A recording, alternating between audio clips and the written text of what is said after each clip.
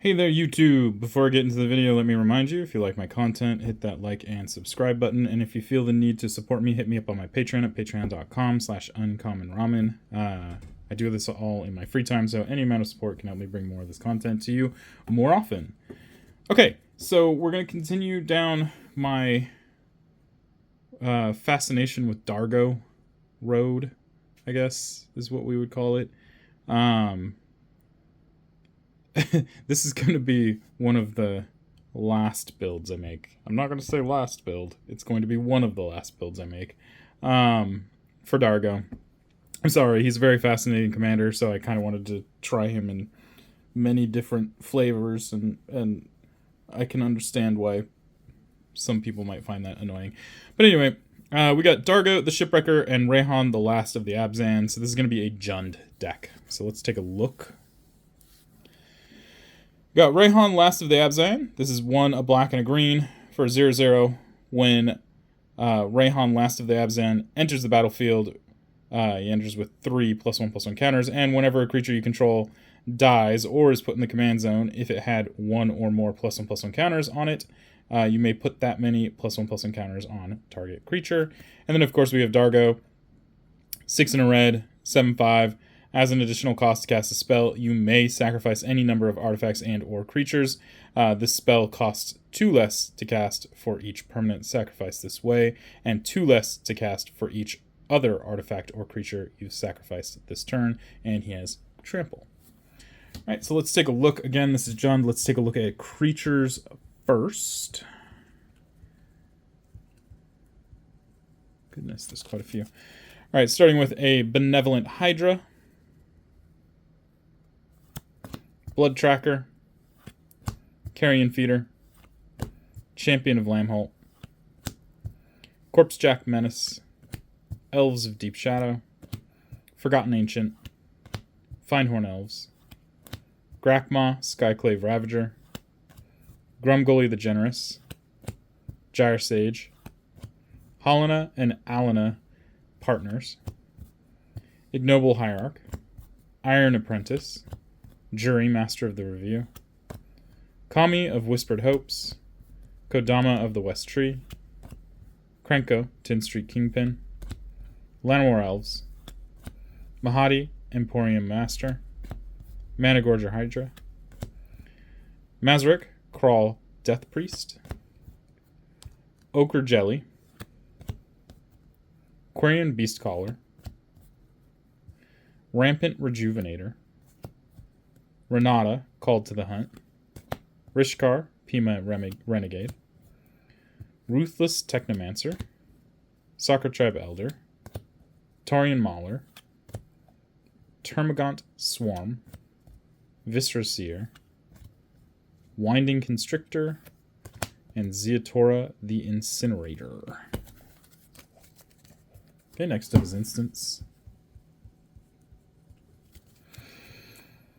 Assassin's Trophy, Beast Within, Chaos Warp, Deadly Dispute, Inspiring Call, Kazul's Fury, Momentous Fall, Nature's Claim.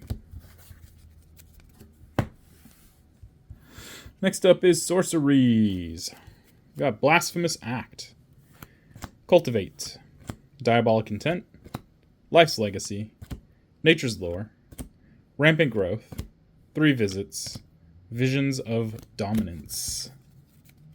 Okay, next up is Artifacts. Got Arcane Signet, Cauldron of Souls, Commander's Sphere, Ozolith the Shattered Spire, Soul Ring, and the Ozolith. Next up is Enchantments. We got Death's Presence, Goblin Bombardment, Greater Good, Hardened Scales, Invigorating Hot Spring, Master Chef, Rhythm of the Wild, and Tribute to the World Tree. Okay. Next, we're going to look at non-basics.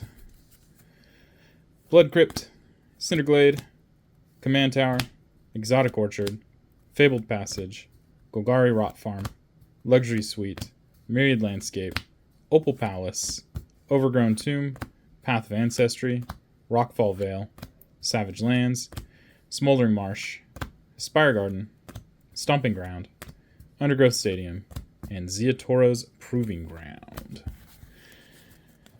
And then finally, we're going to look at basic lands.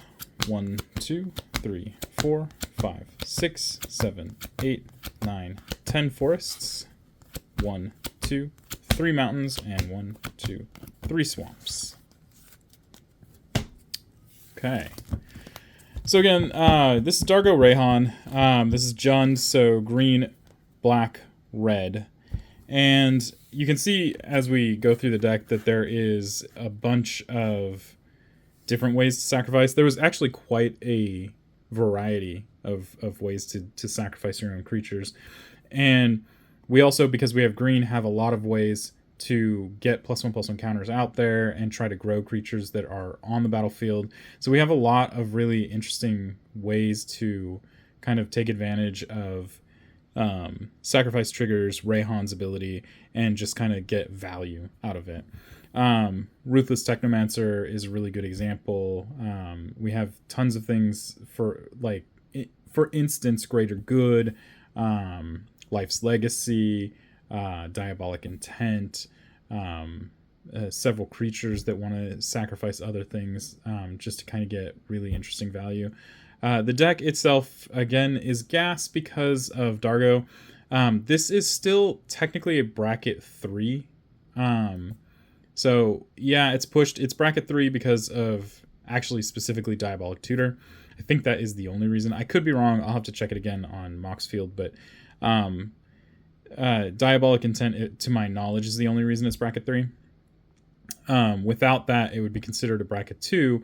So, you know, despite the fact that Dargo is gas when given the right circumstances, it can also kind of just, you know, dirtle. And, you know, you have to pay attention to that. This is probably the slowest of the Dargo builds I've made thus far.